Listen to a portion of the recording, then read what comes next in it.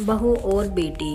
शहर की एक ऊंची सोसाइटी की 7वीं मंजिल पर स्थित फ्लैट नंबर 704 में हर सुबह एक ही आवाज़ गूंजती थी, प्रेशर कुकर की सीटी, मोबाइल की घंटी और मीरा के तेज़ कदमों की आहट। मीरा इस घर की बहू थी। शादी को बस 1.5 साल हुआ था। पति रोहन एक मल्टीनेशनल कंपनी में काम करता था और साथ सविता माथुर रिटायर्ड प्रिंसिपल थी।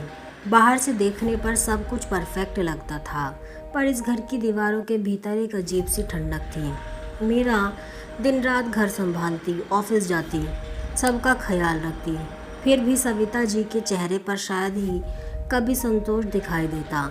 हमारे ज़माने में बहुएं ऐसे नहीं होती थी। चाय में अदरक कम है, घर को घर जैसा बनाना सीखो। ये वाक्य मीरा के कानों में रोज़ हथौड़े की तरह बजती।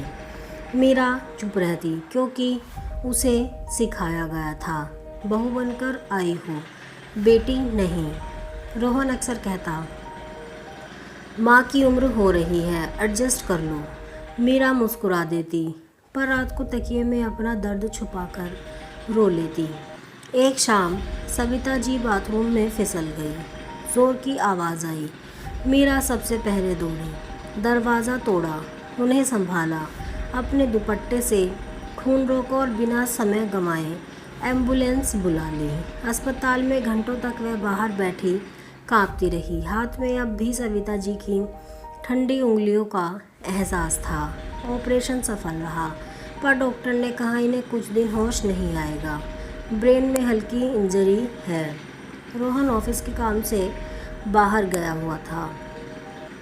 अस्पताल में मीरा अकेली थी। रात के करीब 2 बजे सविता जी को हल्की सी हरकत हुई।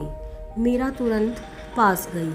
माँ जी, मैं मीरा हूँ, आप ठीक हो? सविता जी की आंखें अध खुली, होठ हिले, पानी। मीरा ने अपने हाथों से पानी पिलाया। फिर सविता जी की आंखों से आंसू बहने लगे। तुम ही क्यों हो यहाँ? उन्होंने कमज़ोर आवाज़ में पूछा। मीरा कुछ नहीं बोली, बस उनका हाथ अपने गाल से लगा लिया। कुछ पल चुप्पी रही, फिर अचानक सविता जी बुदबुदाई, मेरी बेटी नेहा जब गिरती थी ऐसे ही हाथ पकड़ती थी। मीरा चौंक गई। नेहा?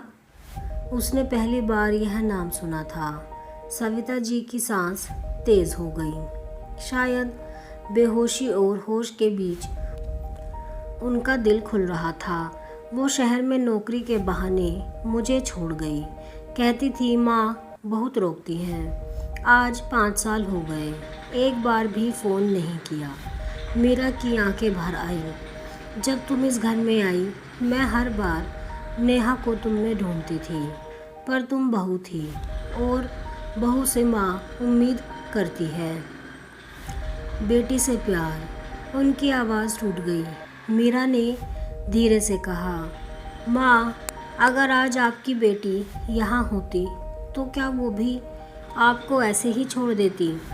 सविता जी की आंखों से आंसू बहने लगे। नहीं, वो भी तुम्हारी तरह ही दौड़ती। मीरा ने उनके हाथ अपने सीने से लगा लिए। तो माँ, आज आपकी बेटी यहीं है। कमरे में मशीनों की आवाज़ के बीच एक अजीब सी शांति उतर आई। 3 दिन बाद सविता जी पूरी तरह होश में आई। रोहन लौट आया, पर अब घर की हवा बदली बदली थी।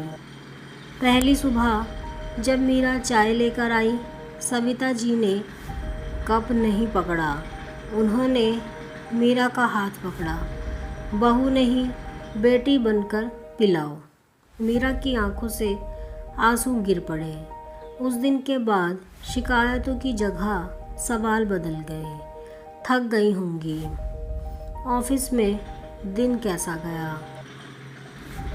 अपने लिए भी कुछ सोचो। कुछ हफ्तों बाद एक दिन सविता जी ने मीरा से कहा, नेहा को फ़ोन किया है, आने वाली है। मीरा चुप रही, पर मुस्कुरा दी। एयरपोर्ट पर जब नेहा उतरी और सविता जी को देखा तो माँ बेटी दोनों रो पड़ी। पर उस भीड़ में एक तीसरी औरत भी थी, मीरा। नेहा ने माँ से पूछा ये।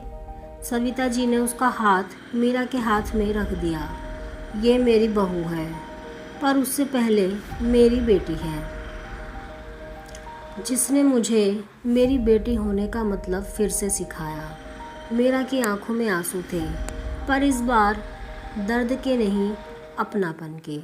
और शहर की उसी 7वीं मंजिल पर अब सुबह की आवाज़ें वही थी, पर शब्द बदल गए थे। अब वहाँ एडजस्ट कर लो नहीं, तुम मेरी हो गूंजता था। सीख, रिश्ते खून से नहीं दिल से बनते हैं, और जिस घर में बहू को बेटी समझ लिया जाए वहाँ कभी अकेलापन नहीं रहता। आप कमेंट में ज़रूर बताएं कि आपको ये कहानी कैसी लगी है। अगर आपको कहानी पसंद आई हो तो वीडियो को लाइक करें, शेयर करें और चैनल को सब्सक्राइब करें ऐसी ही कहानियों के लिए।